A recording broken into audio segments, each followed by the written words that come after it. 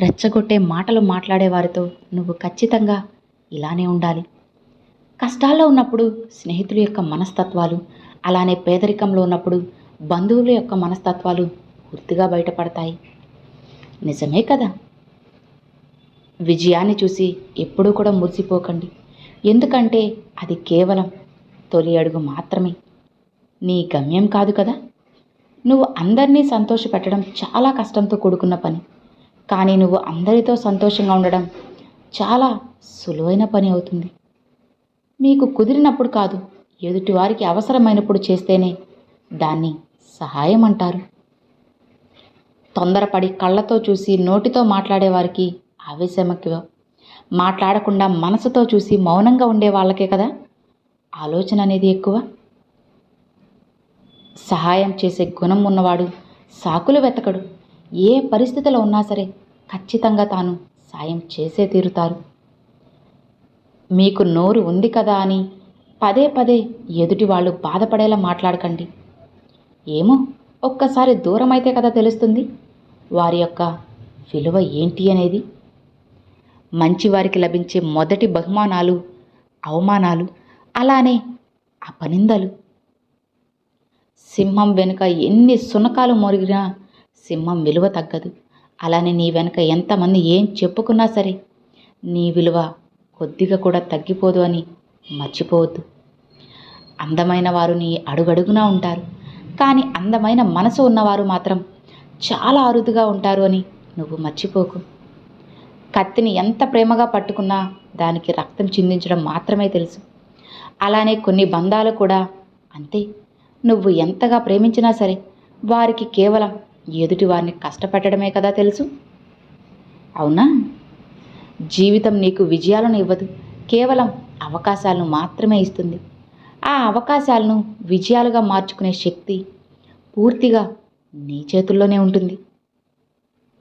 జీవితంలో ఎవరి మీద అయితే ప్రాణం ఇచ్చేంత ప్రేమను పెంచుకుంటారో ఇక వారే మీ ప్రాణం పోయేంత బాధను మిగిల్చి వెళ్తారు. సులువుగా వచ్చేది ఏదైనా సరే దానికి విలువ తక్కువగానే ఉంటుంది. కష్టపడి సంపాదించుకున్నదే ఎప్పటికైనా శాశ్వతమైన విలువను సంపాదించుకుంటుంది.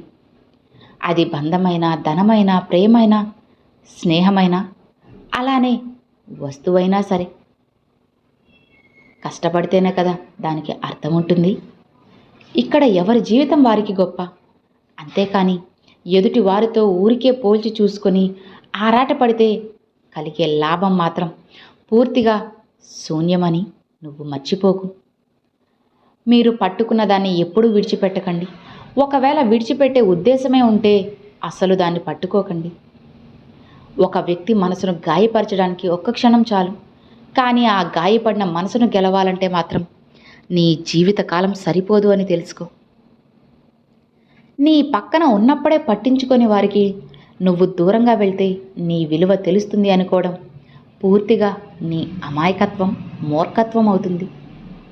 కష్టం అనేది ఎప్పుడూ నీతో ఉండిపోదు. సంతోషం రాక మానదు. కష్టాలను ధైర్యంగా ఎదుర్కో, అలానే బాధను ఓపికగా ఓర్చుకో. తొందరపాటు నిర్ణయాలు ఎప్పుడూ తీసుకోకండి. సంతోషాలు తానుగా స్వయంగా మిమ్మల్ని వెతుక్కుంటూ మీ దగ్గరికి వస్తాయి. గుర్తుపెట్టుకో, మంచిగా ఉండండి, అంతేకాని నీ మంచితనమే నీ బలహీనతగా మార్చుకోకు. మోసపోతావు. నువ్వు కోరికలు లేని జీవితాన్ని కోరుకుంటే చింత లేని జీవితం అనేది పూర్తిగా నీ సొంతం అవుతుంది. అన్నిటికీ అతిగా సర్దుకుపోవడం కూడా ఒక చెడు అలవాటే. ఉన్న దానితో సర్దుకుపోవడం అధికంగా అలవాటైతే ఉన్న స్థానంలోనే నువ్వు గొప్పగా ఉంటావు అని మర్చిపోకు. ఈ సమాజంలో జాలి గుణం కలవాడికి కష్టాలు ఎక్కువ, కఠిన గుణం కలవాడికి సుఖాలు ఎక్కువగానే ఉంటాయి. పనిమంతుడు పనిని కూడా విశ్రాంతిగా భావిస్తాడు. బద్ధకస్తుడు విశ్రాంతిని కూడా అదొక భారమైన పనిగా భావిస్తాడు.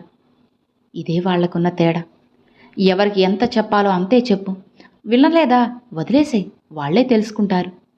దెబ్బ తగిలితేనే కదా నొప్పి విలువ తెలిసేది చెప్పు. తగలకపోతే ఏం అర్థమవుతుంది? కలిసి ఉండాలి అనుకునేవారు అర్థం చేసుకునే ప్రయత్నం చేస్తారు.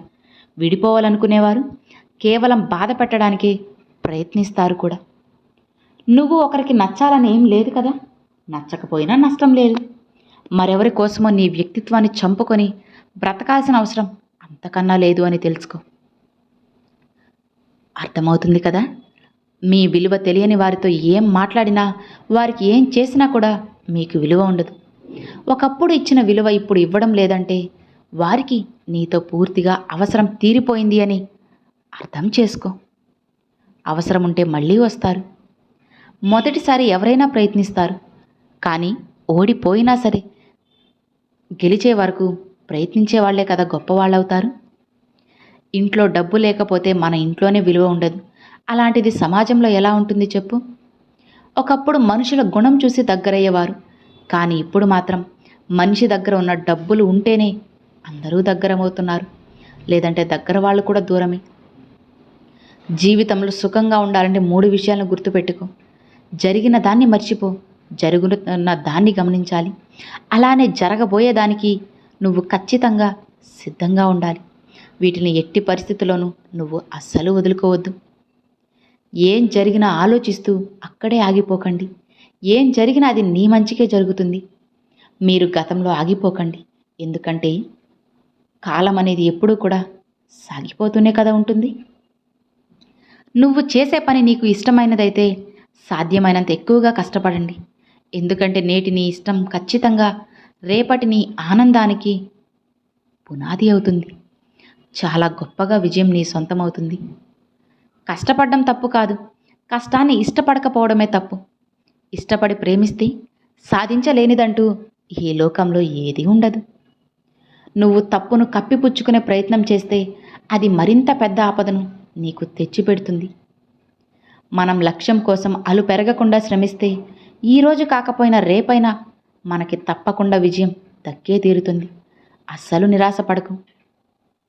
ఎదుటివారు మంచివారు చెడ్డవారు అని వేలెత్తి చూపించే హక్కు ఇక్కడ ఎవ్వరికీ లేదు. ఎవరి జీవితం వారిది. నీకు నచ్చారా మాట్లాడు, లేదంటే అక్కడితో వదిలేసే. అవసరం ఉన్నప్పుడే పలకరిస్తున్నారని ఎవరి గురించి బాధపడకండి. వాడు చీకట్లో ఉన్నప్పుడే వెలుగులా నీకు గుర్తుకు వస్తున్నారు అని సంతోషించు. వినే ఓపిక లేని వాళ్ళు ఎప్పటికీ అజ్ఞానిగానే మిగిలిపోతారు. అలానే చెప్పే ధైర్యం లేని వాళ్ళు ఎప్పటికీ కూడా పిరికి వాళ్ళుగానే కదా ఉండిపోగలరు. మన జీవితంలో ఆపదలో ఆదుకునేవారు ఎవ్వరూ ఉండరు, కానీ అవసరానికి వాడుకునేవారు మాత్రం చుట్టూనే ఉంటారు. చాలామంది కూడా ఉంటారు. ఎక్కువగా నువ్వు ఆలోచించడం కూడా ఒక రకమైన మానసిక సమస్య. దానివల్ల అనారోగ్యం కలుగుతుందే తప్ప సమస్యకి పరిష్కారం దొరకదు. ఎక్కువ సమయం ఖాళీగా ఉండకుండా ఏదో ఒక పనిలో నిమగ్నం అవ్వండి. ఒక లక్ష్యాన్ని పెట్టుకోండి. నీ మనసులో ఆ లక్ష్యం తప్ప మరేదీ ఉండకూడదు. అప్పుడే మీరు కుదుట పడతారు. ఏ పని లేని వారికి ఎక్కువ ఆలోచనలు, ఎక్కువ ఆలోచనలు ఉన్నవారికి ఎక్కువ సమస్యలు కూడా చుట్టుముట్టేస్తాయి. కాబట్టి ఎక్కువగా ఎప్పుడూ ఆలోచించకు. ఏదో ఒక పని చేసుకుంటూ ఉండు. మనసు హాయిగా ప్రశాంతంగా ఉంటుంది, అలానే నిలకడగా కూడా ఉంటుంది. ఎవరైనా మన కోసం ఎదురు చూస్తున్నారంటే అది మన బలం. మనం ఎవరి కోసమైనా ఎదురు చూస్తున్నామంటే అదే కదా మన బలహీనత. మన మనసు ఎలా ఉంటుందంటే ఎదుటివారికి కష్టం వస్తే చూసి తట్టుకోలేక మన దగ్గర ఉన్నదంతా ఇచ్చేస్తాం. అదే కష్టం మనకు వస్తే మాత్రం కనీసం పట్టించుకోకుండా చూసి చూడనట్లుగా వెళ్ళిపోతారు. అలా ఉన్నారు నేటి సమాజంలో ఉన్న జనం. మనకు బాగా ఇష్టమైన వాళ్ళకి కూడా బాగా ఇష్టమైన వాళ్ళు ఉంటారు. అది మన మెదడు ఒప్పుకున్నా ఒప్పుకోకపోయినా ఇది సత్యం. హృదయం అయితే అస్సలు ఒప్పుకోదు. అందరూ నీ వాళ్ళు అని నీ బలహీనతలను పంచుకునే సాహసం చేయకు. నీ వాళ్ళు పరాయి వాళ్ళు అవ్వడం ఒక్క నిమిషం పట్టదు. అప్పుడు నీ బలహీనతలే పరాయి వాళ్ళకి బలంగా మారుతాయి. జాగ్రత్త. మీరు ప్రశాంతంగా ఎప్పుడు ఉంటారో తెలుసా? ఎదుటివారు మిమ్మల్ని ఎంత రెచ్చగొట్టే మాటలు మాట్లాడినా మీరు అవసరానికి మించి మాట్లాడకుండా ఉన్నప్పుడే హాయిగా ప్రశాంతంగా ఉండగలరు.